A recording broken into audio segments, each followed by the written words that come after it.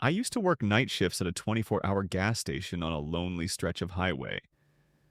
It was mostly dead at night, just the occasional trucker or local. One night around 3 a.m., a woman came in, barefoot, dazed, her arms covered in scratches. She whispered, "Help me, there's a man out there," and collapsed near the cooler. I locked the doors and called 911. While waiting, she kept muttering fragments. He said no one would hear me scream. And he had a shovel. Turns out she had been abducted just hours earlier while jogging. The man took her to a wooded area, but she managed to escape when he stepped away from the car.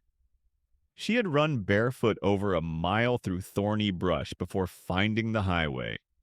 After about 20 minutes since I called, the police showed up. I pointed them to the girl. They then called for an ambulance right away. The medics got there a few minutes later, wrapped her in blankets, and eventually loaded her into the bag. She was still shaking, but at least she was safe. The whole thing took maybe 30-40 minutes before they all pulled out and left.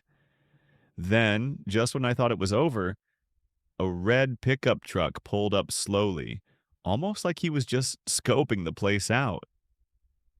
The guy who got out looked normal at first. Early 40s, button-down shirt, neat hair. But as he approached closer, I could tell he had this sinister demeanor about him. Something in his walk, his eyes, it just didn't sit right. Then, calm as ever, he walked up to the counter and asked, "Hey, have you seen my daughter? She's about this tall, wearing a white tank top and jeans. Kinda quiet, brown hair pulled back."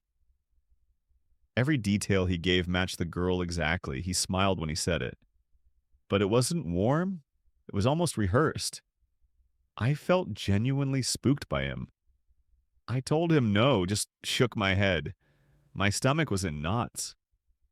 I tried to glance outside to see his license plate, but he'd parked in the dark corner of the lot, where the lights didn't reach. As he turned to leave, something in me just kicked. I needed to get a plate number, something.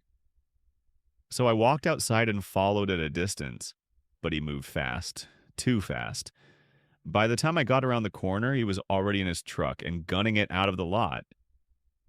All I really caught was that it was a red Ford pickup, maybe an early 2000s F-150. I missed it. I didn't get his plates. I called the cops again and gave them everything I could.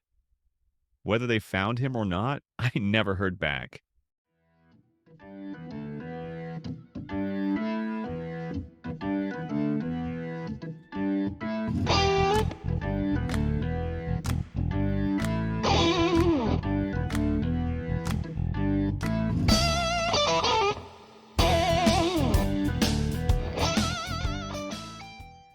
I work early shifts at the gym on weekends. By the time I get there, it's still dark out. Parking lot's dead empty. That morning, I finished up a little after 5:30 a.m. and walked out to my car. It's an old '98 Corolla, paint chipped, one of the backlights cracked, and the door locks haven't worked right in years. I usually don't leave anything valuable in there because anyone could pop it open.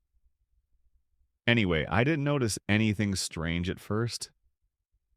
I got in, dropped my gym bag on the passenger seat, started adjusting the mirror. That's when I saw it. Movement. At first, I thought it was my imagination, some trick of the light through the rear windshield. But then she sat up. A girl. Couldn't have been more than 17 or 18. Tangled hair, bruised arms, no shoes. Her eyes were wide like a deer's, locked on mine in the mirror. Neither of us moved.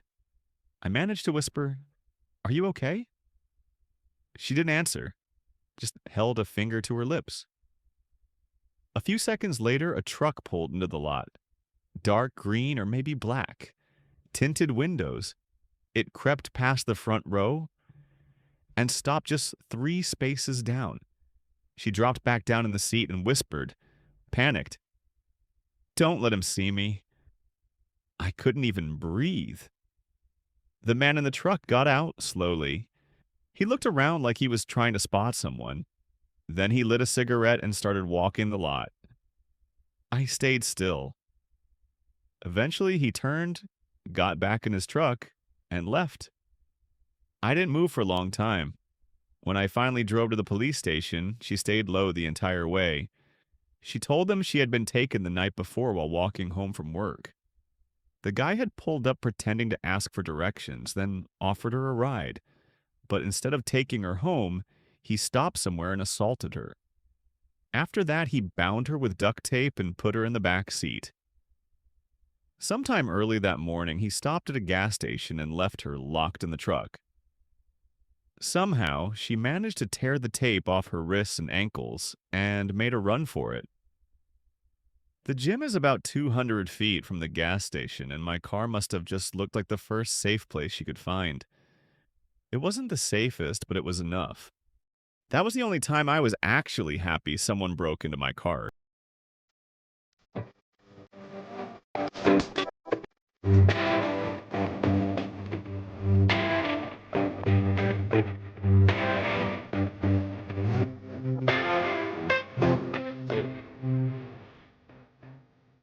Back in college, I lived in a shared house with 3 other guys. It was old, drafty, and the basement door had this rusty chain lock that never really worked. We always joked that if someone ever broke in, they'd probably head straight to that basement to hide. None of us ever went down there, though. Anyway, one night in late October, around Halloween actually, I got home kind of late. The guys were all out, so it was just me. I microwaved some leftovers and headed up to my room. I was halfway through a movie when I heard what sounded like a piece of wood or something heavy drop onto the basement floor. It was loud enough to grab my attention and made me pause the movie. I figured maybe one of the guys had come back, so I called out. No answer. I muted everything and listened.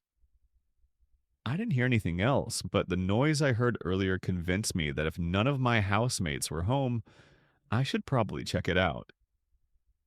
I grabbed a flashlight and headed downstairs, telling myself it was probably a raccoon or something.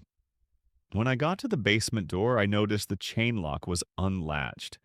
Not broken, not dangling, just opened. Like someone inside had undone it. That made my stomach drop. I didn't open the door. I just stood there holding my breath, waiting. And then, I swear, I saw a shadow shift under the door crack. Someone was on the other side. I backed away, trying to stay quiet. I didn't know whether to run or call someone. That's when I remembered something that really messed with my head. About 2 weeks earlier, my roommate Dave had mentioned food going missing from the fridge. Just small things like yogurt, sandwiches, fruit. We all just thought someone was drunk and forgot. But now I couldn't help thinking, what if it wasn't us? I rushed back to my room and called 911. Cops came fast. They opened the basement, and sure enough, there was a man down there. Skinny, maybe mid-30s, curled up under a pile of old blankets. He'd been living in a back storage closet. They found empty water bottles, wrappers, and creepiest of all, a little notebook. Inside were names. Our names. Each with a column tracking when we were home. What we usually ate when we showered. It was detailed.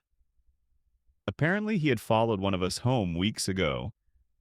Snuck in one night when the front door was unlocked. He planned to keep hiding until we all left for winter break.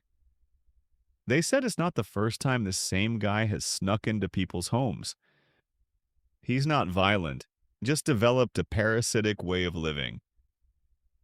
We changed the locks the next morning and moved out by the end of the semester.